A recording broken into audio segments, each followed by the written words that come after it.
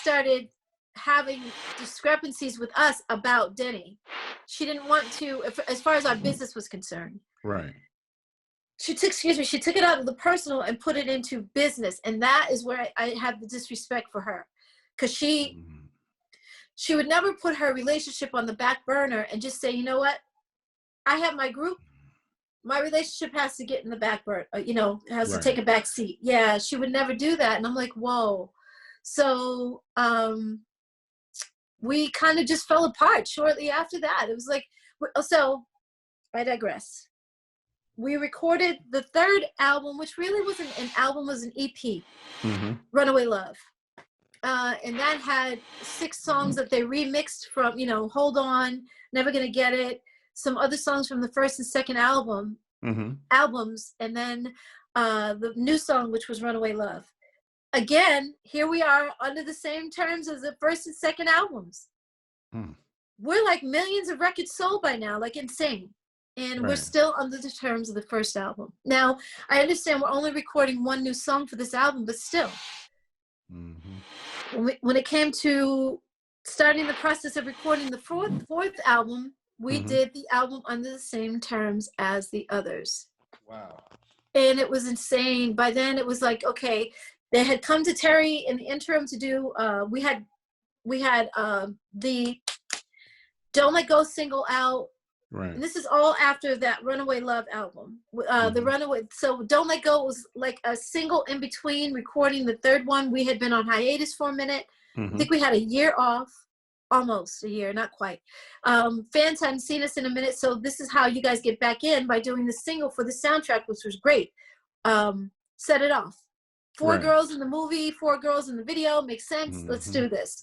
Don't Let Go was a beautiful single, but when we heard it, it was given to us by these other producers, Rico Wade, Organized Noise. Organized Noise, yeah. Exactly, right. So it wasn't Denny and Tommy, so Terry was hating on it.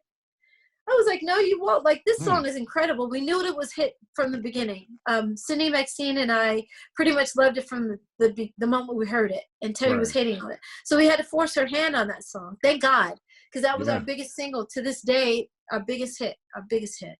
And so the record company came to Terry, divide and conquer. Terry, and it was actually, as I think about it now, I've always blamed the record company for this, but now I think it was Denny and Tommy that were also involved, because Denny was dating her.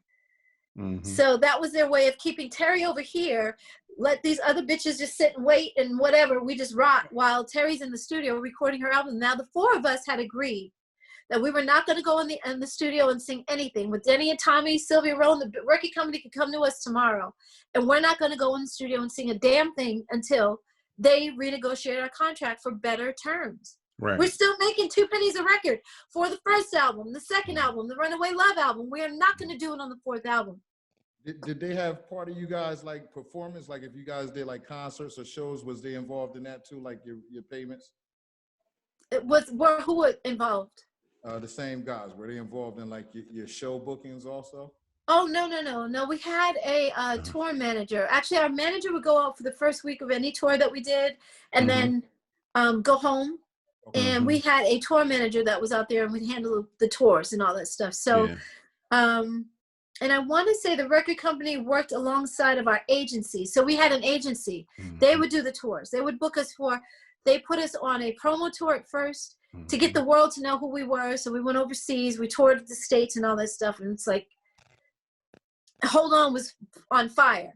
That's all we had. So we would always perform Hold On only, because that's all we had. We didn't have no other singles. So we would do that song like 3 times sometimes. I remember one particular time we were in Florida, in Miami, and Luke Skywalker had a club called Strawberries, y'all. Yep, Strawberries. I remember. Yep. Yes, and we were there, and we could hear the music playing. We were backstage, and we were getting ready to, because we would start the show off with our poses. You know what I mean? We would do whatever poses we would have. Whatever poses, and you taking us back. Keep doing it. You got it. Okay. Exactly. So when the curtain would open, we would be in our poses, doing our thing. And they were playing this one song, y'all. It was I don't know the name of the song. Never heard it to this day. Don't know what it was, but it was like the lyrics were like, it was a guy and a girl. Bitch, suck my dick. Nigga, suck my bitch, suck my nigga. Oh my God. We were like, you guys are not taking the song off right now. Because you could hear everybody was like, yeah, they was getting down. It was that. You guys, please do not take the song off right now while these people are dancing. Oh my God, they're gonna hate us. Right, exactly. Because the world knew the song, but they didn't know who we were. Right. So you can hear the man over the loudspeaker saying, yo, we got somebody in the house, we got a group y'all are gonna love. They got a hot single out right now called Hold On. We were like, oh my God, no. So we're standing there in our poses and the curtains open up and we could hear people, who the hell is this? Who are they? Who are these chicks? Oh my God, y'all took the song off for this shit? Who the fuck? Oh, boo, boo. We were like, oh my God. And we couldn't break out of our character. So we had to stand there in our poses the whole time. And then the song Hold On started. And then they're like, oh, that's my shit. That's my, oh my God. Ooh, my first mistake. And then we did our thing. And then y'all, they would not let us leave the stage. Once it was over, the song was done. We were like, good night, y'all. Thank you so much. And we went off the stage and they were like, oh my God, come back. Y'all got it. So we did that song three times. Crazy. 3 times. Crazy. And that happened around the world. We had to do it around the world like that. Over and over and over. Let me ask you this, Dawn, and I know we're pressing for time here. Yeah. Really quick before we wrap. We need a During part that two. time, We do. I'm gonna get to that. Trust me. Believe me, Chill. I'm right there with you. I'm ready. I'm ready to come back. I sure will.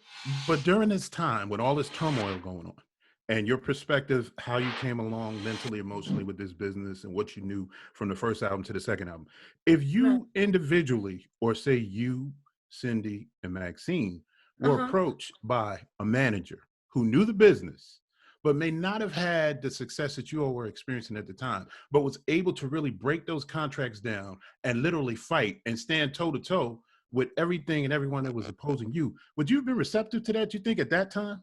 It's really hard to say because you're talking about brand spanking new, right? So what is that? If you don't have a manager that has the wherewithal and the understanding of the business and contracts, just because they say that something might work doesn't mean that it's absolutely going to work. And what are the chances that we're taking on being sued and being dissolved? Like they just dissolve a group that, wow, whatever happened to those girls? They had that one single, that one hit.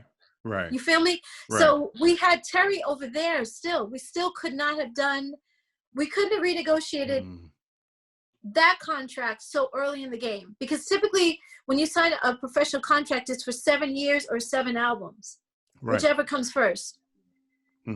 So we didn't have a way of knowing. We couldn't take a chance on getting a novice for a manager, someone who didn't know the business and understand contracts and exactly what it meant if we walked away. Gotcha. That would have been too risky and too, it was crazy when I finally brought it up. Like the reason that I left the group in the first place is because the record company knew, like I said, the 4 of us were supposed to go, I'm sorry, not go in. We're not going into the studio until you guys renegotiate our contract. You give us more money or we're not doing shit. Because by that time, you're talking about 15 million albums sold. Like it was crazy. We were huge, blowing up around the world. And that was nothing. By the time I left in 97, we had sold 28 million records. Jeez. 28 freaking million. Man. So and it was because they had gone to Terry to do a solo album. She was in the studio recording. Actually, she was getting ready to, and that made it so that Maxine, Cindy, and I were just sitting around. Man. And every time we would get on the phone to try and figure out what we wanted to do, I'm like, you guys, we need to go to the record company and tell them something. I don't know what, but it's like right now, you guys took Terry out to do a solo album. She did it on our label. So that's fucked up, excuse me, but it's like they knew on purpose that they were going to do this with Terry because they heard that we were going to renegotiate a contract, and in order to keep us separate, let's just do a solo album on Terry. Pull her out. Wow. That makes her over here and the other 3 over here. So we're not together as a group. What are we going to do? Right. So with Terry over there, we can't do anything. So that means, and then Terry got ready to, we called her on it too, by the way. We called her in the studio. What the hell are you doing? Why are you in the studio? Well, I don't agree with you guys. You know what? I don't agree with the deal that you want to do against Denny and Tommy. And, you know, me and Denny are dating. So I was like, Terry, and we were all like pissed at her. Right. Because your relationship should not have precedence over your business. Mm-hmm. What are you doing? Like, why? And she's like, well, you guys can go ahead and make decisions without me. And I'm like, well, I said, Terry, we can't do that. We signed a deal with 4 of us. If we go to the record company and 3 girls are going to be like, and we're waiting for Terry. And when Terry's done, you know, so they knew what they were doing. The record company knew what they were doing with Terry in the studio. Mm. Cindy, Maxine, and I went to her show at Pantages and supported her tour support. Mm-hmm. She was getting ready to go on tour. And this was 7 months.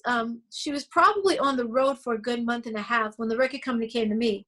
So it was 7 months after she recorded, did her album, tour support, all that stuff. She did 2 singles. What Did I Do to You? Mm-hmm. I think that's the name of one of them. And her first single, which was Whatever, Wherever You Are.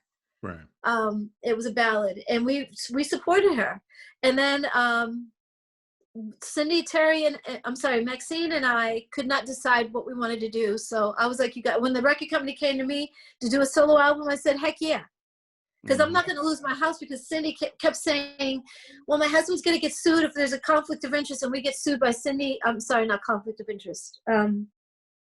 If we get a cease and desist from Sylvia Rohn and we get sued, my husband is going to be, I was like, Cindy, how is your husband having to do anything with what's going on with us?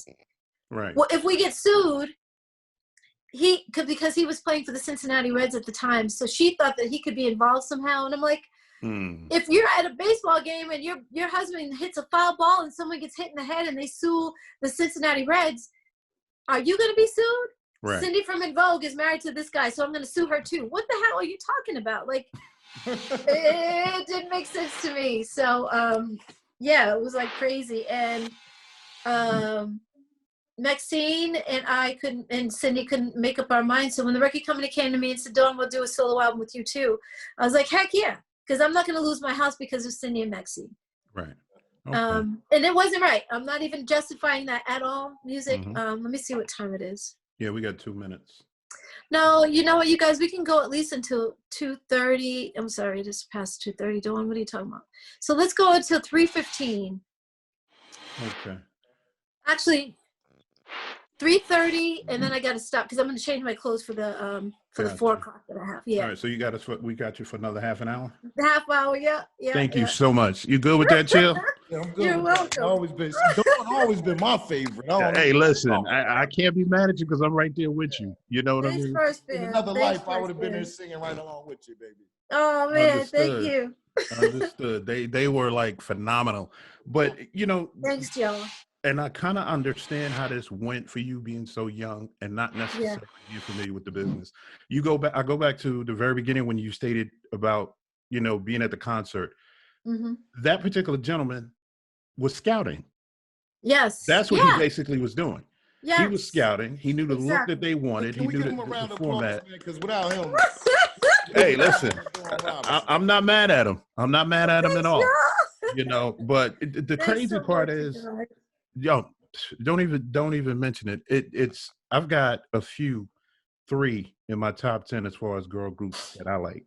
I can say that En Vogue is definitely in that top 3. That's just my Oh man, thank you so much. It'll be Dawn, and Dawn. See, listen to you. I'm a fan. Great taste, brother. I'm not mad. I'm not mad. I'm definitely not mad at you. You're making a sister blush over here, okay? You're making a sister blush. Thanks, First Fan. I'm gonna tell you something. I happened to see you all at BB King's. And there were certain songs that I always think from the beginning with En Vogue that I loved. And there were certain songs that were good songs. But to see you in concert makes all of those songs much better because you always had a dope man. I don't know who your musical director was. I'm sure you switched during different tours and shows. Yeah, we did. Sure. But you always had the top musicians. I mean, when those songs would come on, even if you weren't a fan, you had to be, even if it was only for that moment. Exactly. Thank you so much. Everybody was, but I though, gotta to be give honest with you. props. I gotta give props to MC Hammer because he really schooled us on camaraderie between artists. He really did. He taught us. Huge shout out. Absolutely. Oh my God, yes. Like Bay Area all stuff. of that, all of this. How do you do the heart? All of that. Yeah. Oh yeah. To him, because he taught us what it was to have camaraderie between artists, and we didn't have. Our staging was crazy. Like we would run into each other, and our band. If we had a band at that time, now you're talking about going from clubs to arenas. Mm-hmm. You know what I mean? We went from clubs to arenas. We went from clubs to Coliseums, really. We did Arco Arena in Sacramento. We did exactly. We did the Oakland Coliseum. We did Wembley Stadium in freaking London, which was 80,000 people. Jeez. Come on. So we were little tiny club, we could do our steps on stage with each other and we'd go in and out and do that stuff. But now we have to cover all this staging. We got to do all that. How do we do that? When we don't have dancers, we have a band, but the band is so far from us, we don't even know, can't even see our drummer. Right. You feel me? So he taught us, he's like, oh my God, you guys don't even have an engineer on the road. Like you're not music staging engineer to do our microphones. Wow. Testing, 1, 2, check, 1. We had none of that. He was like, you guys can use my engineer and you guys need extra microphones. I think we only had 2 microphones. Like what the hell? We had nothing. Yeah, that's crazy. He helped us so much and he taught us what it was like. Y'all need this, you got it. Y'all need that, you got it. Whatever you need, just ask me. He was so kind to us. He really was. Including when we got off that tour, he was like, there's something wrong with your contract. I guess he and Cindy had a conversation. He said, there's something wrong with the fact that you guys are the biggest things on the radio. You're bigger than MC Hammer right now, and you're only making 2 pennies a record? What? Okay.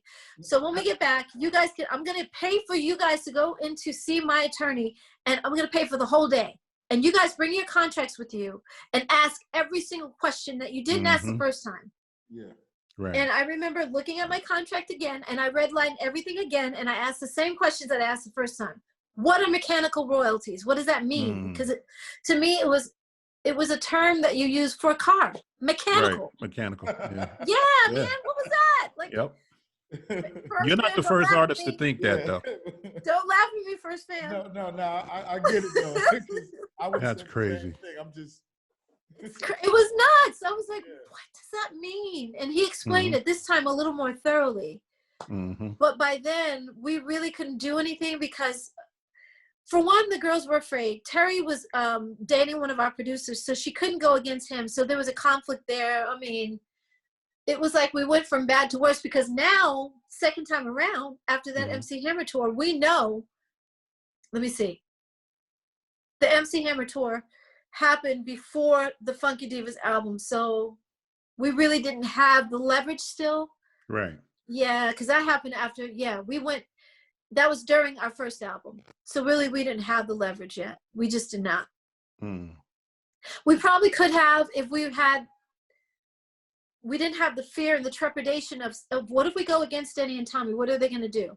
I would have been down. I'm down for whatever. Let's go fight. Let's fight. Because right now we have the power of hold on. At least we have that power. Right. But we didn't have, 5 times platinum on that first album yet. It was early in the game. You know what I mean? So we were still selling.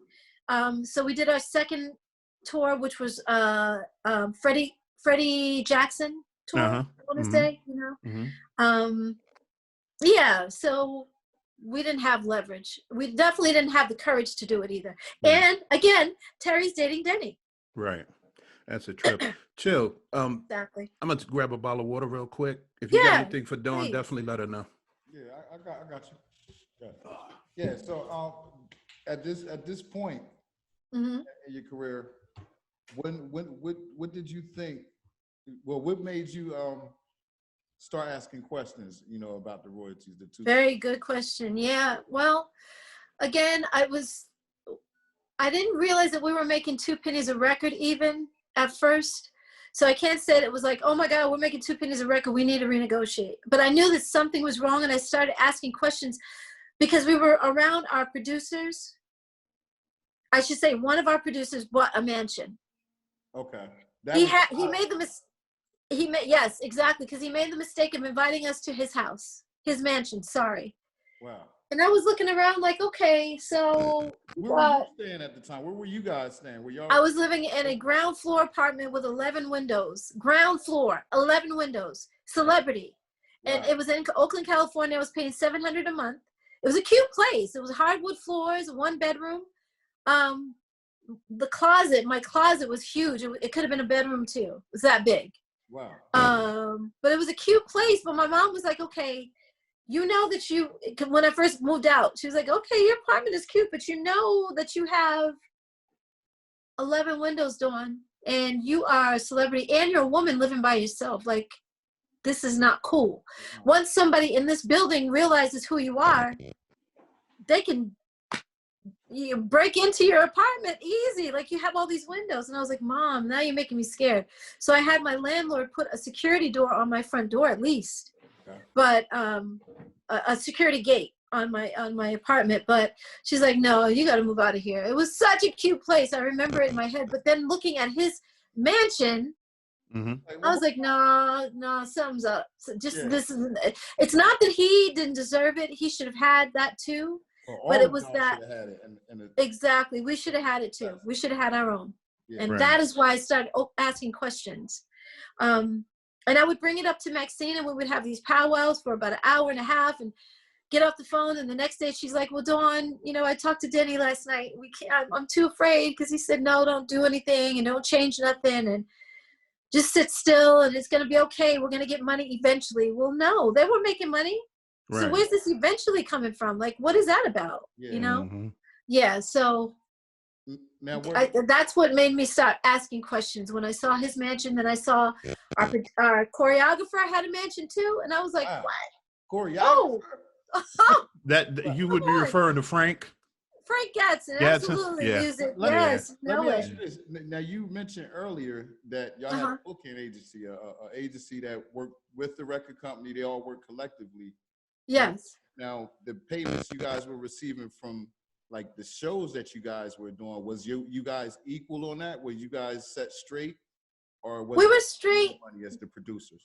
We were straight, but as I look back, I know that we should have been making more money, but you got people that are ripping you off left, right, and center. You don't know if the agency is getting what they deserve or they're getting too much, because we had nothing to compare any of this to. Yeah, right. This was taking you know what I mean? So doing a promo tour is totally different than doing a tour with MC Hammer. Come on, that's like, yeah. So we had nothing to gauge. Is this what an agency should be making? Is this, are they getting, I think that their percentage was 10% or 5% or something like that. And I think the manager had to split his fee with the agency. So if that was 10%, the manager would get 5%, the agency would get 5%. Right. But this is the thing. And even now, I had to tell the girls when I came back to En Vogue in 2009 to do our 20-year anniversary, our 20-year reunion. At that time, it was 2010. We were working up to that year.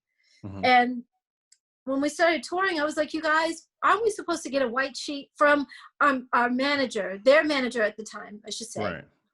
When I came back to the group, they had a manager. And I said, shouldn't we get our white sheets? Because the white sheet tells you what the initial, so a club calls, they say that they want En Vogue, right? A promoter. I'm just kind of giving you guys music business 101 in a sense. You guys might even know this, but I'm just educating the fans. So a promoter calls, they say, hey, we want them to come to the Sugar Shack in Chicago, right? We'll fly them out. Okay, so, and we'll pay them this amount. And your manager negotiates, no, you got to pay En Vogue $25,000. Out of that $25,000, each girl gets $5,000 a piece, right? $5,000 a piece plus $5,000 to pay the manager and the agent. Right. That $5,000. So, and you have to pay for ground, air, and hotel. Yep. Accommodations. And they're like, okay, cool. A manager can tell you whatever they want to tell you about how much that went down. So, in other words, the manager could say, well, you got to pay En Vogue $40,000, but only give us $25,000, $5,000 a piece, and pocket the rest. Or they could say, you know, you got to pay En Vogue $30,000. So it doesn't seem like it's too much, but not too little, or $35,000, and they pocket that extra 10 or even 15 by themselves. You know, yeah. So I was always like, you guys, we need to be. It's kind of hard because you don't want to be on the phone with your manager when they're negotiating. So you just got to go by what you see on the contract. When the contract comes to you, you look at the terms. So the show is at this particular, the Sugar Shack in Chicago on this particular date. The show starts at 7 p.m. Doors open at 6. Now, and we found this out too later, we are supposed to do when we do our meet and greets, the managers charge for the meet and greets and didn't tell us. Wow. So the only time we found that out, we did a show with Boyz II Men a lot. We would do shows with them and the New Edition sometimes as well. And we did this one particular show, and New Edition was pissed off at our manager because our manager was at the time Brooke Payne, and Brooke Payne was the manager for New Edition. He is Ronnie's uncle. And he talks like this, like, yo, it's like this. It's like this, Dawn, like, yo, right? And he's very Boston. It's all Boston from Brooke Payne. I love Brooke. But I was like, you guys, so we did a meet and greet that night. And the meet and greet, he was like, you guys got to do your meet and greet a little earlier tonight because there was so many women, you guys. And we're looking at everybody coming in, and usually we have a meet and greet. It's families, it's husband and wife, or boyfriend and girlfriend, or grandmothers and granddaughters. It's that type of people. It's a mixture of ages and races. But this night, it was chicks coming in with tattoos on their breasts, and we were like, what the hell? We don't have an audience like this. This is not our fan base.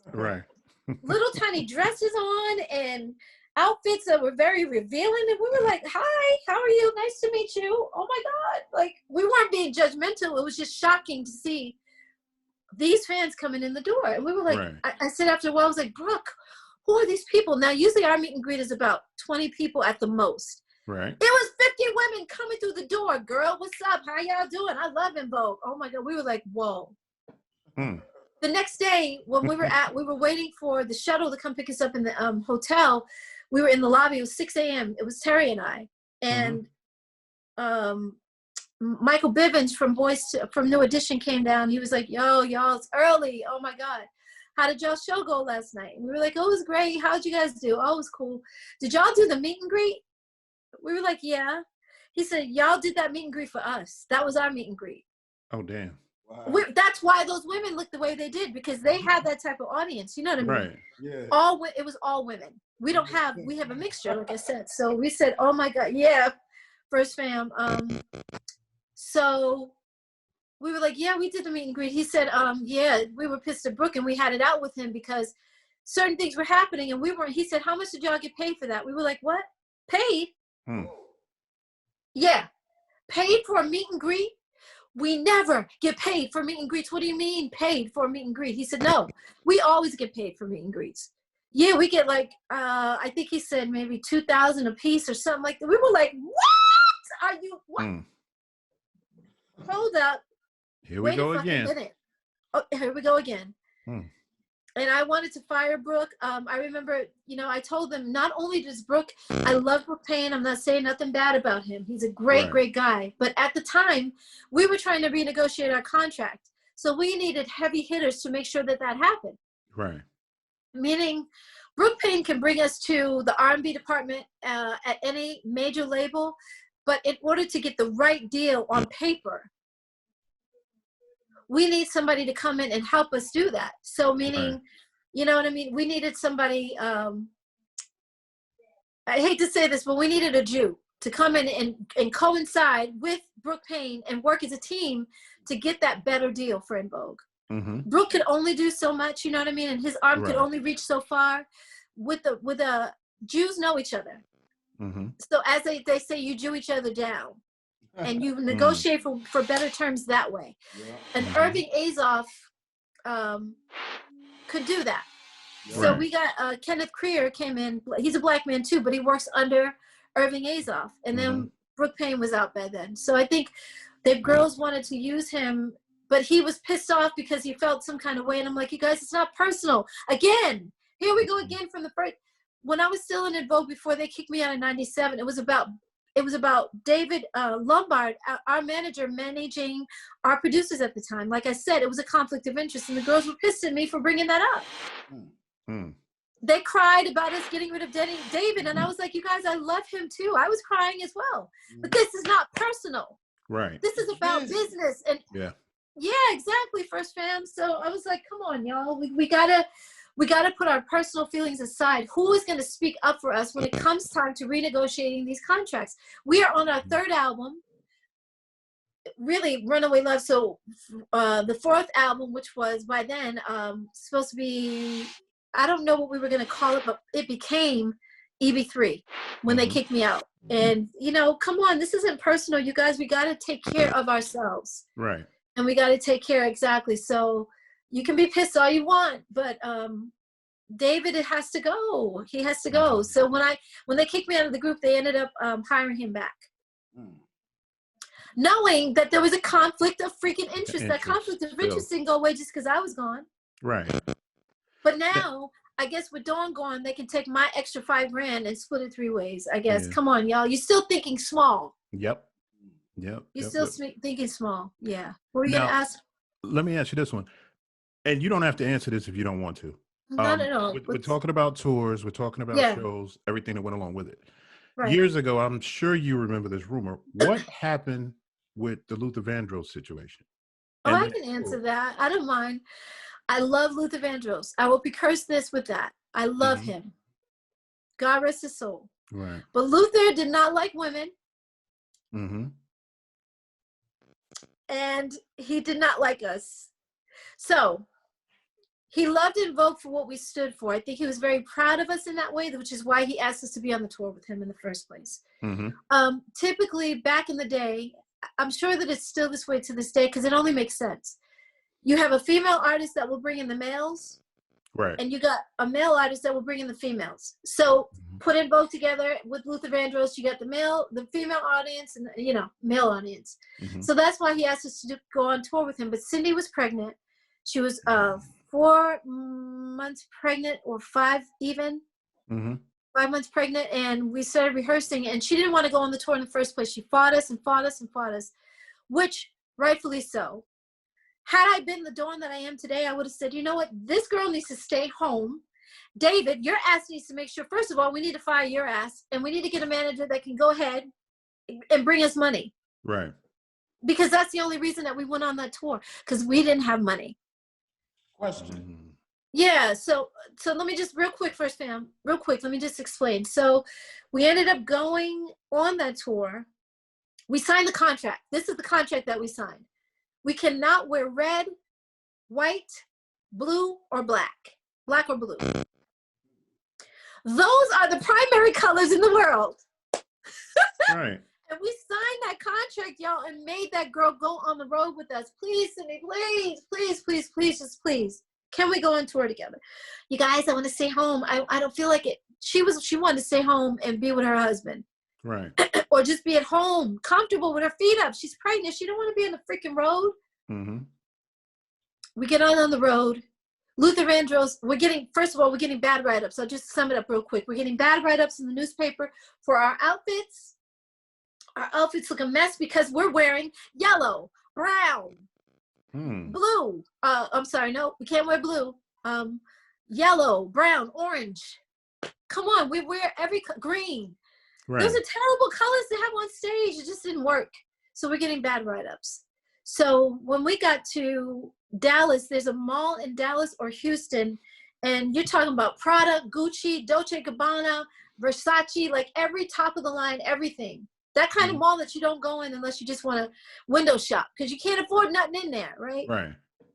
We got our record company to give us a loan, and we went and we bought glue guns and we bought, so, and also in that contract, he said, you can't have anything on that has sparkle or shine or anything like this t-shirt that picks up light, or, you know what I mean? Nothing that picks up what the light hits it. We were like, okay, fine, because we need money. We're going to go on the road. So we signed that contract. So when we got to Dallas or Houston, we bought a glue gun, we bought some sequins, we bought some sparkly stuff, and we put them on our black suits, had our black suits shipped in, and we did everything that we needed to these suits. We bought these thigh-high Versace boots for me. Cindy and Terry went and got that stuff. Because we were getting bad write-ups. Plus, he had our band on stage, and he was a theater in the round. So the stage turned really slowly. And the fans were complaining because they could see the back of our band. Okay. But they couldn't see Cindy and Terry and Maxine and Dawn. We can't even see the girls because you got your band here. We got your drummer. We can see him. We can see your guitar player, your keyboard player. We can see your bass player, but we can't see the girls. Wow. So we went to the studio, we recorded our whole show, and then we took all the equipment off the stage because we asked Luther if it was okay if we have our band in the pit with his band. In an orchestra pit on the ground where you don't have to have anybody on stage with you. Right. And he said no. So we were like, okay, we got to figure this out because we're on the road and we're getting bad write-ups. So we recorded our band, the whole show, and then we took the band off the stage. I'm sorry, we took the band equipment off the stage. And we just, so now you're only seeing a drummer with a couple of little drums. You're seeing a guitar player, but he doesn't have an amp on stage or anything. It's like, that's how we did it. And Luther got pissed off, and he had a meeting with us and said, y'all, he pointed at us and our manager, and he was right about this, you guys. Y'all's manager got you on the road. You signed this contract because of your manager. He didn't hold his tongue at all. Right. And we were like, okay, he was right though. We couldn't be mad at Luther for that. I was like, you guys, he's absolutely correct. And then I was even more pissed because we shouldn't be on the road right now. Again, Cindy should be at home with her husband, and we should be at home, chilling out, getting ready for the next album to record or whatever by the time Cindy's ready to go on the road. So yeah, I don't fault Luther for that to this day. He had a discrepancy with us because he was angry, but he was also right about that contract. He was not wrong. Right. You know what I mean? My question on that, that's what I was going to get into, but yeah. That's crazy. What is it, First Fan? No, I said you answered my question on that. That's what I was going to ask. Yeah, he wasn't wrong. I mean, we can't front him on that. Like, we could only be mad at ourselves because, like he said, when we were in, what I was upset about is that I thought, okay, but you don't have to be a stickler about the contract. Just because we signed it doesn't mean that you have to hold us to word for word verbatim. Right. We were getting bad write-ups. We were, our fans were complaining, and he was like, that's not my problem. Ooh, that's not my problem. He said, I am a girl group. And he looked at his girls. He looked at Lisa Fisher, and he looked at Ava. Yeah. Cherry and the guy Kevin that he had on the road with him, on the stage with him. He said, I am a girl group, and I consider you guys my competition. So I don't want anybody competing with what I got out there. Right. He's like, I'm Luther Vandross, but I'm a girl group. And I was like, and Terry was digging at me under the table, like with her hand, trying not to let him see. Like, did you hear him just say that he is a girl group? You know what I mean? We were like, okay. But he was right. He didn't want competition. Right. And I was like, okay. So we couldn't be mad at him for that. He was absolutely right, you guys. Yeah. Ooh, that thought process. So how far along in the tour did you all get? Did you end up doing at least 50% of the dates? We went till Cindy was 8 months. Jeez. And like I said, we started at 5 or 6 months. Yeah. So we were out there two months with him. About 2.5 months with him. Yeah. And then after a while, he was separating one thing about the crew is that the crew of any band, it doesn't matter who you're on the road with, the crew sticks together. They help each other put their stages up, and they help each other take each other's stages down. And they are the first ones to get into town, and they're the first ones to get to the venue, and they're the last ones to leave. So these guys work hard. And he separated our band and our crew from his band and his crew. And we were like, no, you won't. Cindy was big and pregnant. And we went to, I don't know what city we were in, but we walked backstage, and Cindy's big and pregnant. She's walking around looking for our promoter. You will not. She got right in his face and said, you will not do this to our band. Jeff Sharp was his name, our promoter, our agent from the agency. You will not separate our band and our crew. They need each other, because they had curtains up to separate our bands and make our bands sit in the hallway and eat like little kids, like we're at the little kids table. Oh my God, she wasn't having it. And we were like, yeah, she's right. We were behind her. But yeah, she got in his face like, you won't do that. Not with our band. Not with our crew. Our crew, the crews need each other. Yeah. And he was like, whoa, wait a minute, Cindy, wait. She's like, no, you are not. And blah, blah, blah. I was like, wow, yeah. She had our backs. Dawn, I got 2 questions before we wrap. Chill, you got anything? Because we definitely appreciate the extra time. We appreciate it so much. I'm great. She answered all mine. Okay. Okay. Well, part 2, we do need a part 2 though. Yes, we do. Trust me, when I'm in my rep, we need part 2. She needs to come back. She's welcome. You're welcome anytime. And I'm definitely going to have you, as much as you could say about the book and your closing comments, definitely let us know that too, because we definitely want you back to promote the book. Absolutely. You got a home here. Oh my goodness. You know what I mean? Seriously. Anything you want to push, anything you want to promote, you got our contact information. That means a lot. You know, and we only need a good week's notice if that. Exactly. That's so sweet, y'all. Thank you so much. We need to do. I can't ask you for more than that. I appreciate you both big time. No, you always got an open door here, period. Thank you. My last 2 questions are, do you ever think that there will ever be an actual permanent reunion with the original 4? Is that possible? If it's the original 4, I will consider it. Cindy and Terry tend to hold the keys to the city, as I say, and because they have stayed in the group supposedly. Because to me, when Terry did her solo album, she left the group to do so. Right. Even though it was with our producers and even though it was on our label, she still left us behind to do that. Right. So she considers herself staying in the group. I'm like, no, Terry, you went outside the group to do that, because we had agreed on one thing. You went in the studio to do your own thing. Feel me? So to me, you left us high and dry. She did. Right. And so to this day, like even last year, we came together to do a charity event for our label, our old label, Sylvia Roan, at Atlantic Records, did a charity event for cancer. And I said no at first, so they got Rona to replace me. But Maxine begged me to do it because we were doing a project together, her and I. And I said, okay, I'll do it. I'll do it. I'll just do it. And she said, cool, because that's a good look for us.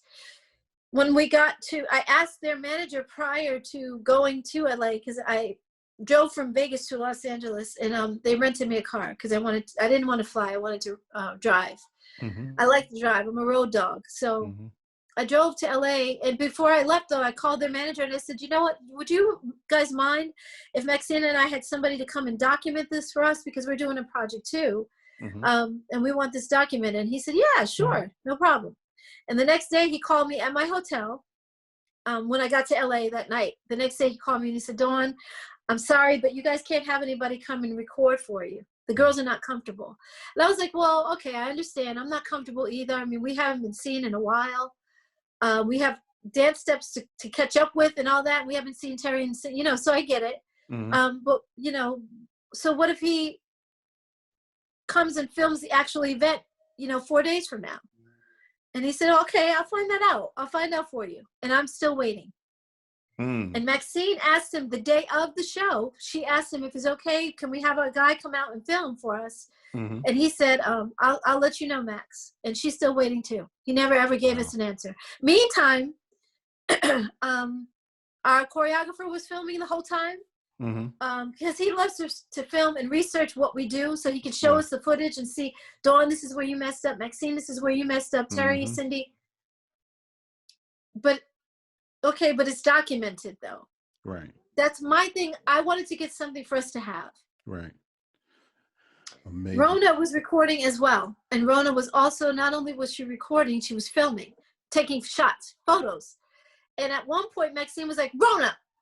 She said, yeah. Maxine said, stop filming, taking pictures. They told us that Dawn can't have nobody to film for us, so you can't take pictures either. And she was like, well, I'm not going to put it on social media, Maxine. She said, that's not the point.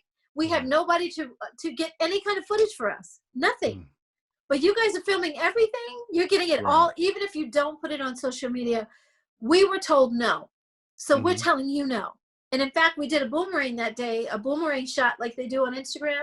And you jump out, you jump in, you jump out, you jump in. And Maxine was saying, you guys are all for this with Rona doing this, but you weren't for it with Dawn. So those kind of things, to me, you're treating me like an outsider. Like you guys own the shit and I'm just a newbie. And I'm not one of the founding members of this group. Like, that's not cool. Right. So they still act like that. And they've done that every single time that I go back. They do the same shit over and over again. And my thing is also music. They want to have Rona there. And I have a huge problem with that. Right. And everybody keeps saying, but Johnny Gill and New Edition. And I'm like, Johnny Gill gave them a hit. Rona has not given them a hit. Totally different situation. Bobby Brown left the group on his own recognizances. Right. Cindy and Terry and Maxine kicked me the fuck out. It's a totally different situation. So I'm not with it. Last question, and we can wrap, and you can have the closing comments. Okay. The first four, we've discussed quite a few, and again, we thank you so much for your time. You're always welcome. You're welcome. Thanks, y'all. En Vogue, the first four, Rock and Roll Hall of Fame. Yes. Yes, I earned that. Hell yeah, I'll be there. Oh, yeah. Okay. Do you think it's a realistic possibility that that day will come for the nomination and the placement and everything? What do you mean? That they will actually... That the En Vogue will be looked at in that way and selected and nominated I to the sure hope Hall. so, music, because, you know, we never won a Grammy. And we were nominated 7 times. I can't understand that. Doesn't make sense to me. But being nominated is nice, but winning is better. And we never won. So I hope they do. I hope the Grammy board sees that eventually. I'm sorry, the board for, I guess, the Hall. Music Hall of Fame. Thank you. Yeah, I hope they see that and understand that, you know, we deserve it. Yes.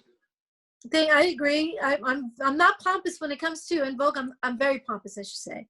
Right. I'm very arrogant. Yeah, because I'm proud of us, and I think we deserve so much more. Yes. Which is what I was saying all these years. I kept saying, you guys, 2 pennies a record, like that's a problem. Hello, somebody, like help. Right. Help me to help them understand what's going on. Right. And they never came to terms with that. And by the time they woke up to it, sorry for the phone, but by the time they woke up to it, it was too late. I was already out of the group by then. And it was like, come on, yo, it doesn't make sense. So I pray that happens, and I know that we'll all be there for that. I know we will. Good. Including Rona. You know, she has every right to. She didn't earn the placement of where En Vogue became. That was Maxine and I. That was Cindy and Terry. That was us making that shit happen. Our #1 hits came because of us 4. Right. Our #1 hits and our legacy, what we built as En Vogue, the iconic. If there's life on other planets, they know who En Vogue is because of us. Hello. Talk to them, Dawn. Talk to them. That's what they need to hear. Exactly. That's right, First Fam. That's right. So we're going to let you go, but we definitely want to have you back. Okay. We'll talk to you down the line on that. Yes, so I'll be glad to. Let the people know where they can reach you on social media, and let them know tentative time if you have it, the title and the time that the book will be out. Okay, so tentative book title. Well, you know, I've had this book title for a while, but Break It Dawn, because hip hop has used it over and over, on and on to the Break It Dawn, right? Yes, so, that's perfect. Exactly, right. Perfect. But it's also it's indicative of my name, which is Dawn, which is new beginning, new start, new day, new dawn. Right. And it's me breaking away from my past and going forward in my life. So Break It Dawn, it has a lot of different meanings. And also, My 2 cents is the subtitle. So Break It Dawn, My 2 cents. Right? That 2 pennies, exactly. Yeah. Thanks, y'all. Thank you so much on behalf of myself, Musiq Matisse, SMG Solar Music Group, First Fam, Chill, First Fam Radio. Give it up for the lovely, talented Dawn Robinson. Thanks, y'all. Thank you so much. And bless you guys in the New Year. 2021 is going to be awesome. Yes, it is. Amazing. Yes, it is. Yeah. Have a good one, and thank you again. Yes, you guys too. Bless you both. Talk.